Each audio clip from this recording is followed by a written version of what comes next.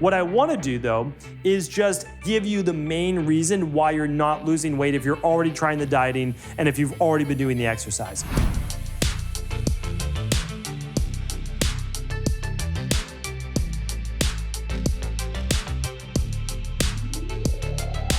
Hey everybody, welcome to today's Wellness and Weight Loss Wednesday show. We're going to be talking about body transformation. We're going to be talking about weight loss here today, but of course, always from a health perspective.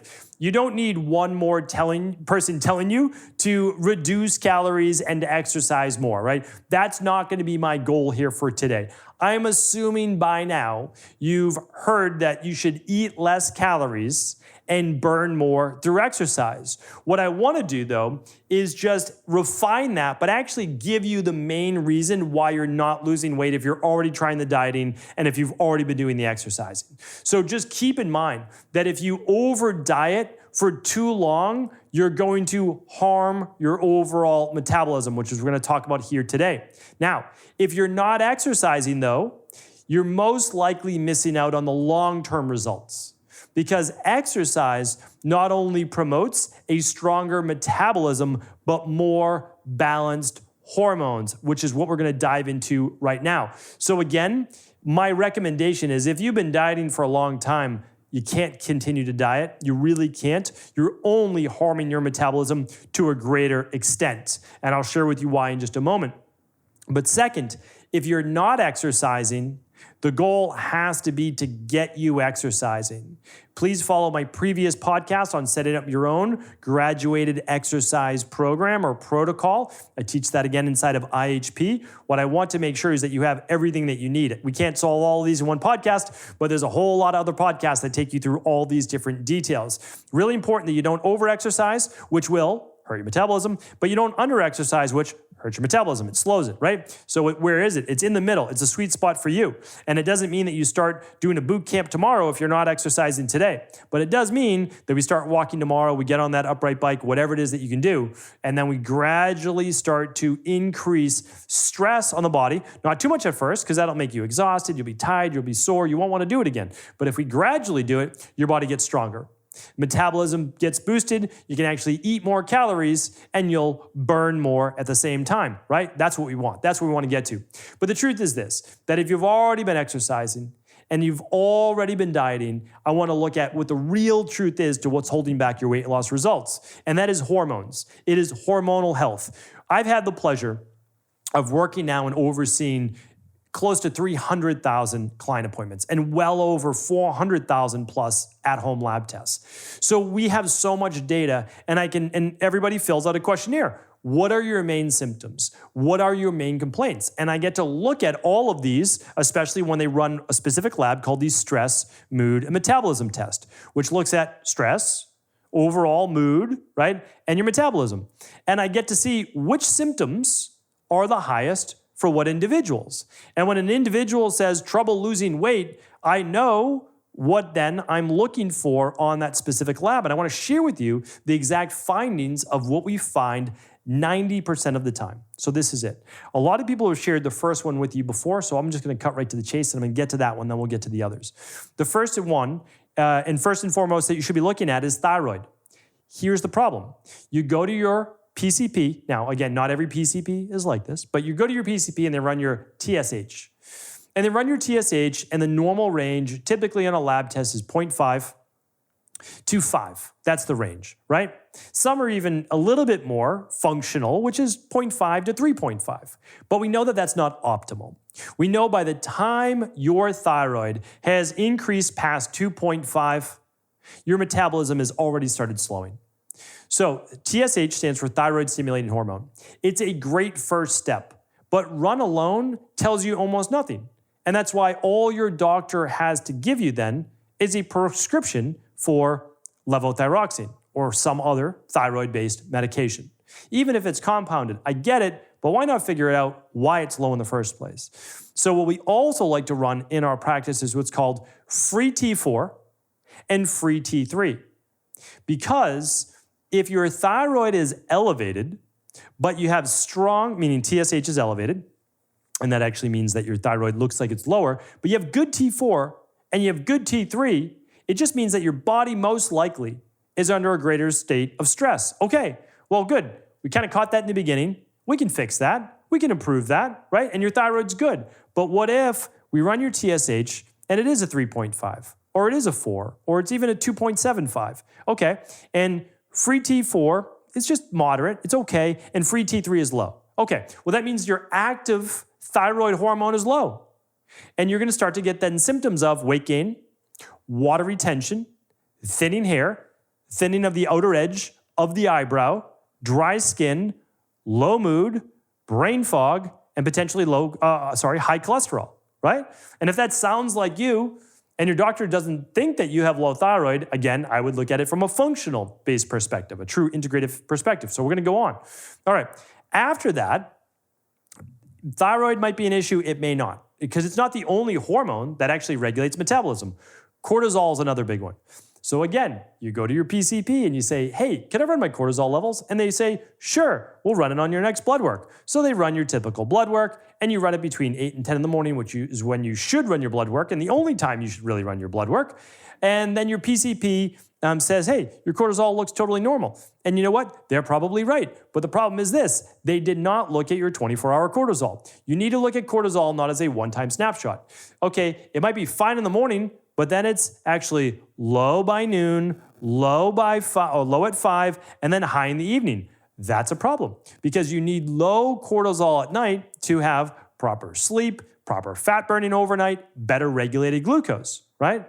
Which now brings me to glucose. So if thyroid is off and or cortisol is off, then your blood sugar levels almost certainly are off as well, because cortisol and, to a degree, thyroid help to regulate steady and stable blood sugar. Not super highs and not super low. Not reactive hypoglycemia, which is low blood sugar jumping back up to high, and not high blood sugar staying elevated so you can't burn as much body fat during the day. All of that needs to be looked at. Hemoglobin A1C, and obviously insulin, which shows, are you high insulin? You don't want to be producing insulin all day long. It can lead to a lot of issues, especially in women as well. PCOS, and many others.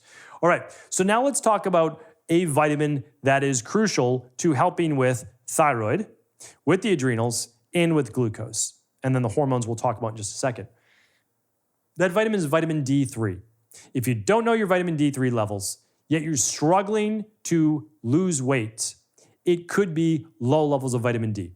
I know that seems hard to believe, because vitamin D is such a simple thing to supplement with. The problem is, if you're not supplementing with it, but you're not getting the sunlight, right? Because most people wear suntan lotion or whatever it is that they're wearing, so you're not getting a tan most days of the week. There's very few foods that actually contain a decent amount of vitamin D. So where are you getting your vitamin D? You're not. Someone told you that vitamin D3 supplementation was bad, the sun is harmful, and so there's nothing you can do, right? Of course, that's not true. So the problem is this, that now you have low vitamin D and it's affecting your blood sugar, your hormones, and much more. Okay, so that's an issue. The last 4 are all tied together. So I'm going to talk about them together. There is estrogen levels, progesterone levels, testosterone levels, and DHEA. They all work together. Basically, it starts with DHEA at the top, and it can move in any direction it wants. If your body is more stressed, then there may be more of a shunting towards cortisol, which we spoke about before. But you know how it normally flows is dihydroepiandrosterone, that's DHEA, moving towards testosterone and then estrogen. And in a healthy, balanced system, a balanced amount will move towards progesterone to balance estrogen. But in an unhealthy system, one where there's inflammation and weight gain and low metabolism, we typically see lower levels of testosterone, lower levels of progesterone, lower levels of DHEA, and higher levels of estrogen, or at least estrogen-dominant levels, which causes water retention, weight gain, irritability, bloating, oily skin, and adult acne. So when we look at all of these and we say, interesting, I may have some of those symptoms as well. Well, the truth is, typically, there is more than one issue. That's the frustrating part, is you think that it's thyroid, so you start to work on your thyroid, but yet it was estrogen dominance as well. So this is now, this may seem complicated, but it's not. The problem is no one has most likely ever shared it with you, because Everyone has this little niche that they want to help you with.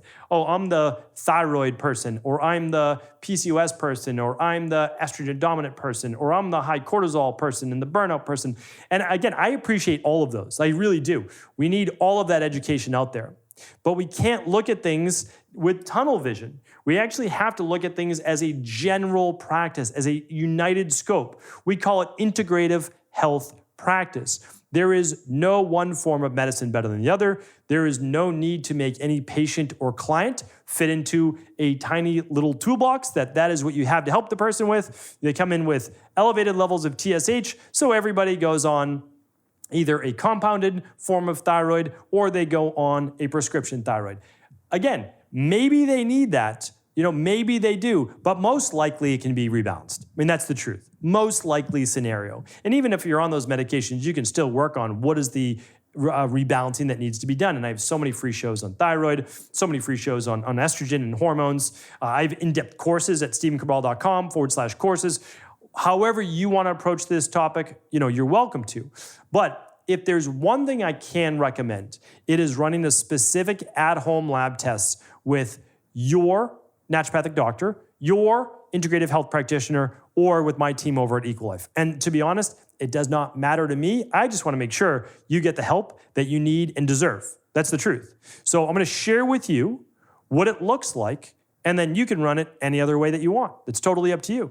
So, called the stress, mood, and metabolism test. It looks at your estrogen, progesterone, the ratio between the two, testosterone, and DHEA. Okay, those are needed for both men and women. This is for men and women, not just one, okay? Then it looks at cortisol throughout the day. Upon waking, you spit into a little tube for saliva, then before lunch, another tube, then before dinner, and then before bed, and that's it. And now you know your cortisol wave throughout the day. If you're having trouble sleeping, it will show you if it's cortisol related. Then you do a simple finger prick, just like you take your glucose levels. You do that in the morning, and it will tell you your free T4 levels, your free T3 levels, right, for that thyroid. It will tell you your TSH. It will even tell you your TPO antibodies to see if there's more of an autoimmune-based issue going on. Then it's going to tell you your vitamin D3, what level you are, if you're not just if you're within 30 to 100, no, but if you're optimal, which is 50 to 70 or 50 to 80, okay? Then after that, it's insulin and hemoglobin A1C. This will tell you not maybe what's going on, exactly what's going on with your hormones. It's not just for people who want to lose weight. I run this every single year myself as part of the Big 5 labs, but it is for people specifically that have tried the dieting before, they've tried exercising, and they're still not losing or gaining the weight. And this looks at a deeper dive as to your hormones, what is going on with your metabolism, because we know your hormones, including insulin, help to dictate your metabolism. I will link up the test today. It's at stevencabral.com/2686. I'm going to link up to it. You can go directly to it at stevencabral.com/hormones-test. I believe that's it. I want to make sure right now that is it for you. But remember, you do not have to run it through our team. We just want to make it available to you. We ship to 27 countries all over the world, but you can also run it within Integrative Health Practitioner Level 2. You can find them at integrativehealthpractitioner.org or your local naturopathic doctor. So your choice. I'm going to link it all up today at stevencabral.com/2686 or a direct link to stevencabral.com/hormones-test. Let us know if there's any questions. We're here to help. We appreciate you. We thank you for the support. Take care. Have an amazing day. Thanks so much for tuning into today's show. Before you go, don't forget to hit that subscribe button. I want to make sure that you're getting our daily content, not missing out on anything. Functional medicine, wellness, weight gain, weight loss, anti-aging, living longer, stronger, and all of the most cutting-edge research. And if there's any topics you want to hear, feel free to leave them in the comments below. Take care.